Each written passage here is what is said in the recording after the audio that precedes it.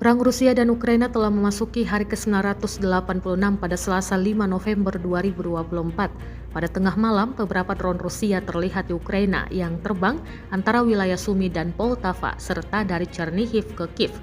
Selain itu, pasukan Rusia juga merilis rekaman serangannya pada 4 November 2024 kemarin. Personel utama Distrik Militer Utara dalam ringkasan hariannya menunjukkan rentetan serangannya pada posisi tentara Ukraina, termasuk beberapa kendaraan lapis bajanya yang dibuat keok. Pasukan utara Rusia menggunakan drone, granat, pesawat serang, rudal, dan senjata lainnya dalam melemahkan pertahanan militer dan tentara Ukraina.